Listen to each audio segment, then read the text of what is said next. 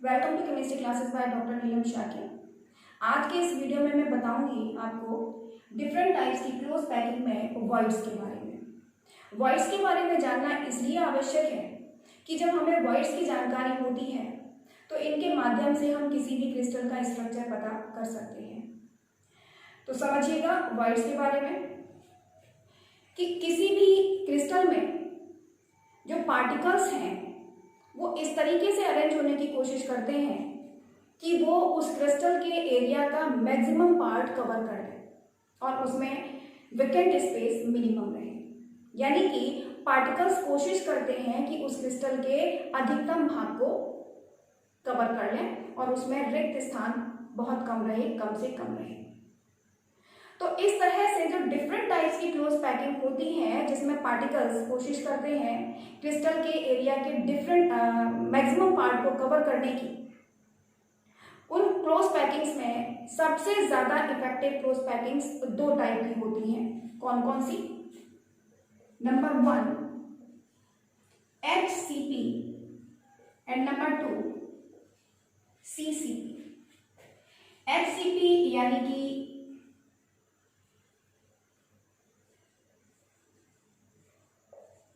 Hexagonal close packing और CCP cubic close packing. ये दो टाइप्स की पैकिंग होती है। हेक्सागोनल क्लोज पैकिंग हो या क्यूबिक क्लोज पैकिंग हो, दोनों ही टाइप्स की पैकिंग्स में जो पार्टिकल्स होते हैं वो क्रिस्टल का जो एरिया है उसका 74% पार्ट कवर कर लेती है और उनमें केवल 26% पार्ट वैकेंट रह जाता है, यानी रिक्त रह जाता है।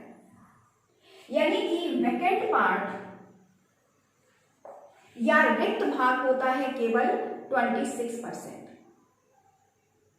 तो जो क्लोज पैकिंग में पार्टिकल्स के बीच ये जो वैकेंट पार्ट होता है या रिक्त भाग होता है यही कहलाता है वॉइड या होल्स,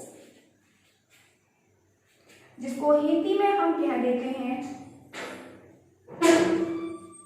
रिक्ति।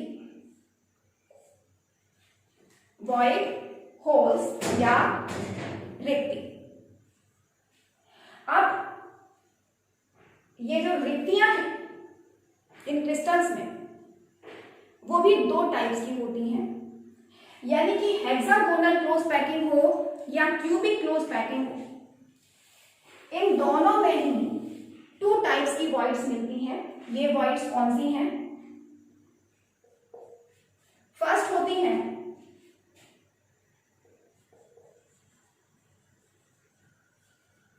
टेट्राहेड्रल वॉइड्स और सेकेंड होती हैं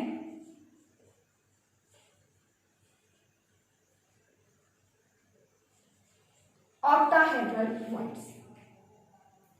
अब हम सबसे पहले बात करते हैं टेट्राहेड्रल वॉइड्स की।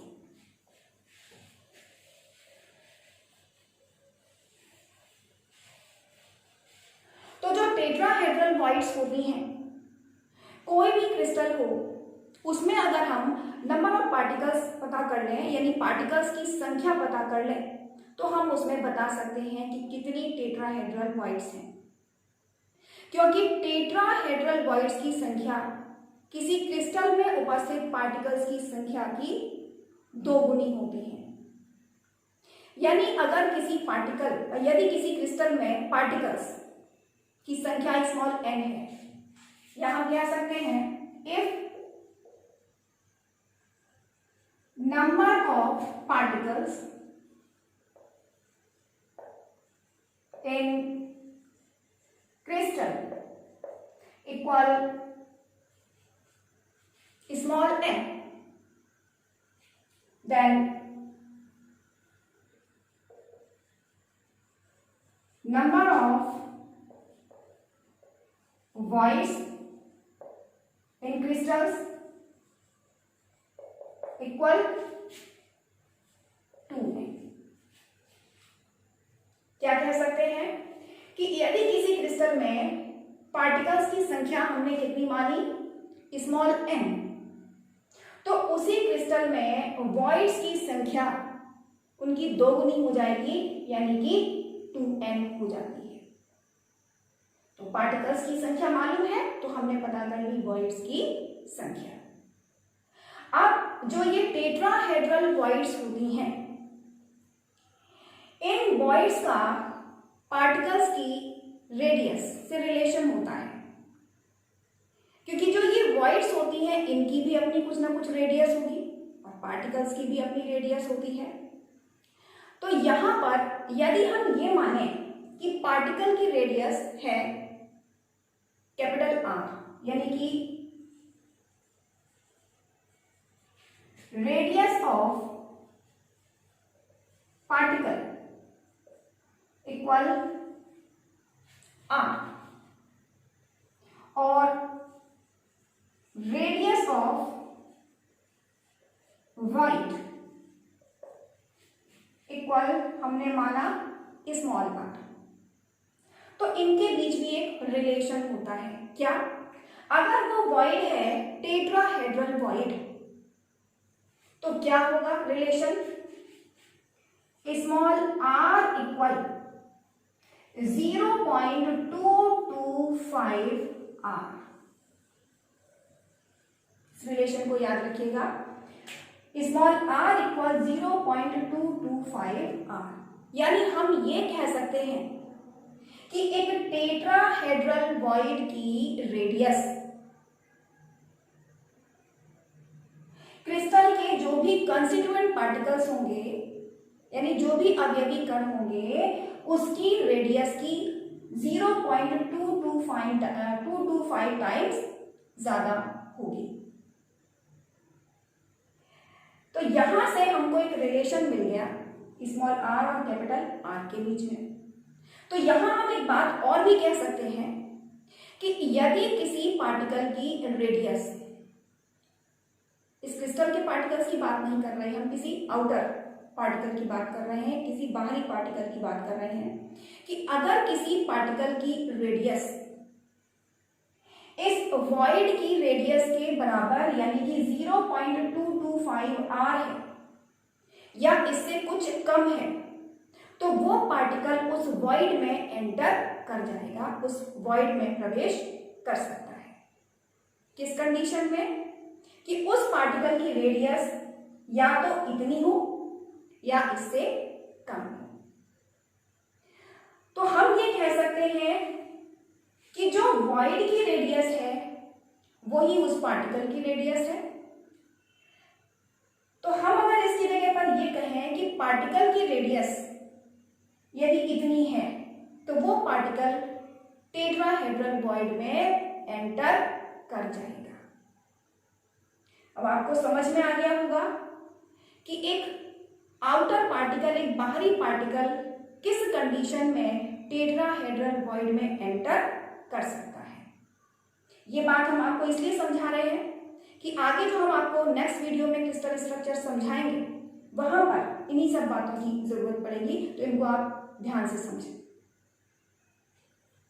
अब हम बात करते हैं सेकेंड ऑक्टाहेड्रल वॉइड्स की।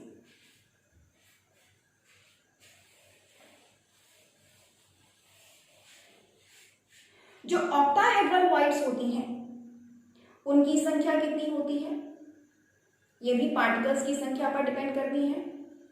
ऑक्टाहेड्रल वॉइड्स की संख्या किसी क्रिस्टल में उतनी ही होती है जितने उस क्रिस्टल में पार्टिकल्स हैं। यानी हम कह सकते हैं if number of particles in crystal equal small n, then number of octahedral voids in crystal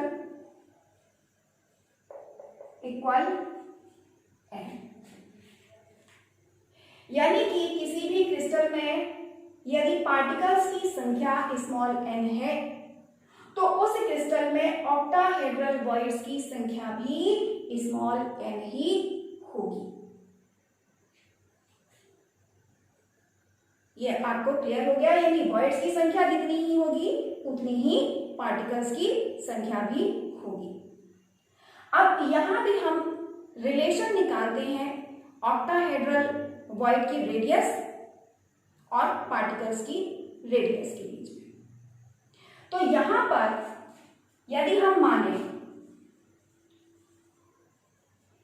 radius of particle equal capital R and radius of octahedral void equal small r, तो इनमें relation है small r equal 0.414 capital R। यानी हम ये कह सकते हैं कि ऑक्टाहेड्रल वॉइड की रेडियस उस क्रिस्टल के कॉन्स्टिट्यूएंट पार्टिकल्स या अवयवी कणों की रेडियस के 0.414 टाइम्स अधिक होती है। या साधारण भाषा में हम कहें तो कह सकते हैं कि ऑक्टाहेड्रल वॉइड की त्रिज्या उस क्रिस्टल के जो भी अवयवी कण हैं उन कणों की त्रिज्या की 0.414 गुना अधिक होती है। तो हम यहां पर यह भी कह सकते हैं कि कोई आउटर पार्टिकल है, बाहरी पार्टिकल है, यदि उसकी रेडियस 0.414 r है या इससे कुछ कम है तो वो पार्टिकल उस ऑक्टाहेड्रल वॉइड में एंटर कर सकता है, प्रवेश कर सकता है। तो इस तरीके से टेट्राहेड्रल वॉइड में या ऑक्टाहेड्रल वॉइड में कौन से पार्टिकल्स एंटर कर सकते हैं ये आपको समझ में आ गया होगा। डिपेंड करता है कि वॉइड और पार्टिकल्स की रेडियस क्या है। अगर हमको ये रेडियस पता है तो हम ये रिलेशन देखकर बता सकते हैं कि कौन सा पार्टिकल उन वॉइड्स में एंटर कर सकता है, और उन वॉइड्स में पार्टिकल्स की एंट्री के आधार पर ही हम किसी भी क्रिस्टल का क्रिस्टल स्ट्रक्चर बता सकते हैं।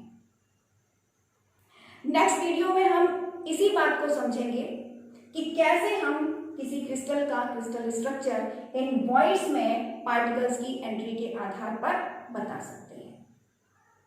ओके बच्चों, इतना आपको समझ में आ गया होगा। आज बस इतना ही। Thank you.